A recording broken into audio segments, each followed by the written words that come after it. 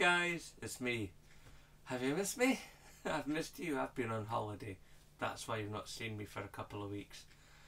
It's also been good to recharge the batteries, because sometimes, when you're bashing out videos, sometimes you lose a little bit of momentum. It's nice to take a bit of time off. Seen a few things happen, seen, Destiny hype and, developers leaving and coming back to studios, and Atari launched a machine, and, all kinds of other hoo-ha. But I've got a couple of things I want to tell you guys, and stories as such. So let's get to the main story that I want to talk about today.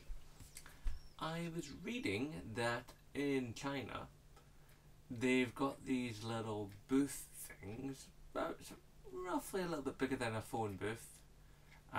Some of you younger ones might not know what that is. Google's your friend. Basically, for bored husbands that have been dragged to the shops by their wives, they've got what they call a husband pod. And it's sort of like, now in principle the idea sounds quite good and marketable. They've got what I assume is probably like a PS3 or something in there, because you know what China's like with the sort of like the censoring of games meeting stuff. I only just got PS4 and Xbox One there.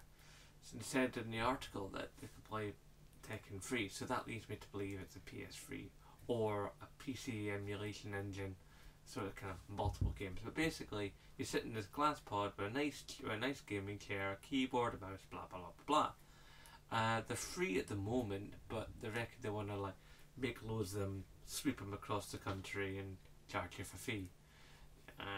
You can sort of see that working. I could see it working, everywhere, but I think they'd have to be careful with the pricing model.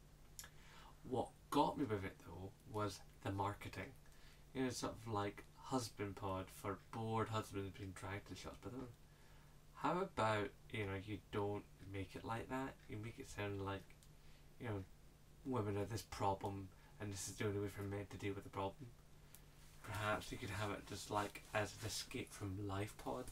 You've gone down to the shopping centre because you just fancy a bit of gaming, or you've got a few minutes break from your lunch, you're on your lunch break and you fancy a bit of gaming, and you do this. There's many other ways they could have marketed it instead of making it sound like women are a hassle and therefore they have to come up with something to do with their bored husbands, It's like, because all women want to do is shop. It's like, please. Can we leave that kind of sexist rubbish behind now already? It's like, hello, it's 2017. But in essence, I like the idea. We gaming pod sitting there, nice and quiet, air conditioned, comfy seat. Yeah, sounds good. What else? Right. As most of you are probably aware by now, I intend on the first Thursday of every month, fairly soon, to start a podcast. I thought I'd give you a little update on that. As it happens at the moment, I want to start the podcast the first Thursday of August.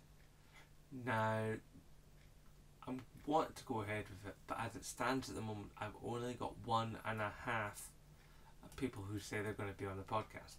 The half is basically a really awesome YouTuber, but his schedule's a bit funny, so he can only be there for some of the shows. And I'd like to get a few more people up. So yet again, I'm saying, if you want in on a podcast and you're Scottish or have Scottish blood in you, please contact me. I'll have a look at your stuff. If you have a similar sensibility to games with me, and you're not into drama and hate, you just care about gaming, I think we can make something work. And if you know a Scottish YouTuber who would like to do this, please feel free to message them, to message me, or tell me about them and I'll message them. It's all good. Type it down below. So yeah, being on holiday, thankfully not too many things happen. Usually when I go on holiday, a whole bunch of exclusives happen, so it's been nice this holiday. I've been able to relax, kick back, and not worry too much that everyone was going mad. Everyone went mad at D23, but thankfully nothing went mad too many other places, especially in the gaming realm. A couple of things here and there. People have asked me, do I care about Destiny 2? As far as it goes for Destiny 2, I'm not going to bother with the paid for beta. You know, I'm not going to put money down for a game that I don't fully trust. Actually, I don't trust at all. So I'll wait for the standard one on the 21st, is it? Yeah, I think it is.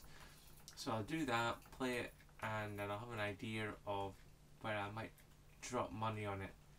But yeah, Activision, don't hold your horses. You're probably not going to get Zenblox money again. Like, again. As it goes at the moment, I've got a fair backlog of games I've got to crawl my way through. At the moment I'm playing Killzone Shadowfall, as you can see. Then I've got Lara Croft vs. the Tomb Raider, then Mad Max.